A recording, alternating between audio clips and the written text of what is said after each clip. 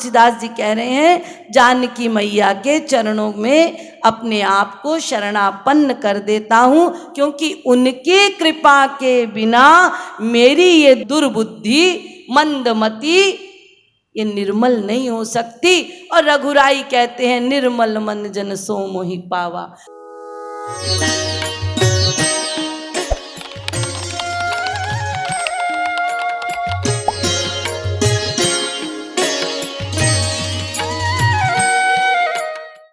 प्रेम भगति बिनु सुनु रघुराई, अभयंतर मल कबहु न जाई। जब तक आप प्रेम भक्ति प्राप्त नहीं करते, उस प्रेम भक्ति को प्राप्त करने के लिए साधन भक्ति नहीं करते, और साधन भक्ति के द्वारा जब तक आप गुरु की कृपा प्राप्त नहीं करते, ये भीतर के मैल कभी नहीं छूटेंगे, आप कभी पूर्ण नहीं हो सकते। अंदर के मैल भीतर से स्वच्छ, भीतर से शुद्ध होने के लिए एकमात्र उपाय है भक्ति। निर्मल मन जन सो मोहि पावा, मोहि कपट छल छिद्र न भावा। भगवान कह रहे हैं मन निर्मल होगा तो मैं मिलूंगा, मुझे कपट छल छिद्र भाता नहीं। तो तुलसीदास जी कहते हैं ये कर्म के साधन करने वाले ये कपट छल छिद्र को पूर्ण रूपेण कैसे छुड़ाएंगे? मैं तो छुड़ा नहीं पाता। तो तुलसीदास जी ने कहा मेरी स्थिति तो कुछ ऐसी है कि मैं उस बालक के समान हूं जो बालक ये भी नहीं समझता कि मैं गंदा हूं, बालक ये भी नहीं समझ पा रहा कि मैं अस्वच्छ हूं। अरे ज्ञान मार्गी समझते होंगे मैं अस्वच्छ हूं, मुझे स्वच्छ होने के लिए क्लिष्ट मार्ग को अपनाकर अपने बल से जाना है, पाना है, जाएं जाएं। तुलसीदास जी कह रहे हैं परवाह नहीं। लेकिन अपन तो बहुत छोटे बच्चे हैं जो ये भी नहीं जानते कि हम गंदे हैं, हम अस्वच्छ हैं। तो जो बच्चा ये ना जानता हो कि वो अस्वच्छ है, ऐसे निर्बोध बालक को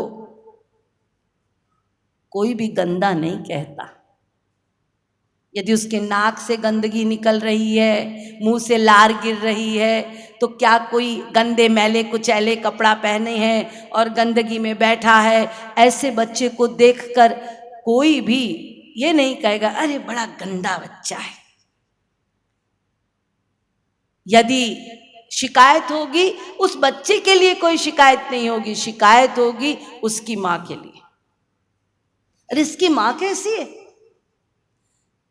तो बच्चे को स्वच्छ नहीं रखती, नाक से गंदगी निकल रही है, मुंह से लार टपक रही है, माँ कैसी है, इसको स्वच्छ नहीं रखती। तो शिकायत किस पर? माँ पर। यहां पर तुलसीदास जी भी यही कह रहे हैं मैं तो जानता ही नहीं कुछ, इतना दुर्बुद्धि हूं कि मुझे मेरी ही गलती, मेरे ही दोष दिखाई ही नहीं पड़ते। मैं क्या करूं? एकमात्र उपाय है जनक सुता जग जननी जानकी, अतिशय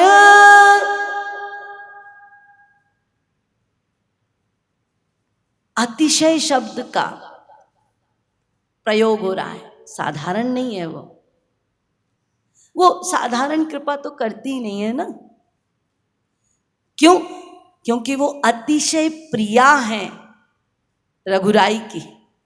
जनक सुता जग जननी जानकी, अतिशय प्रिया करुणा निधान की। और वो करती क्या है? अतिशय कृपा करती हैं। इसीलिए मैंने तो एक काम किया, जाके जुग पद कमल नवाऊं, तासु कृपा निर्मल मति पाऊं। मैं तो चुपचाप, तुलसीदास जी कह रहे हैं, जानकी मैया के चरणों में अपने आप को शरणापन्न कर देता हूं, क्योंकि उनकी कृपा के बिना मेरी ये दुर्बुद्धि, मंदमति, ये निर्मल नहीं हो सकती। और रघुराई कहते हैं, निर्मल मन जन सो मोहि पावा। तो इसको निर्मल तो मेरी किशोरी जू ही कर सकती हैं, मेरी जगदम्बा ही कर सकती हैं, मेरी अम्बा ही कर सकती हैं, तुलसीदास जी कह रहे हैं। और फिर जिसकी बुद्धि कृपा से सही होगी उसको कभी अहंकार भी नहीं होगा, क्योंकि उसको बार बार ये सदा याद रहेगा कि मेरी बुद्धि सही हुई मेरे साधन से नहीं, अपितु कृपा से।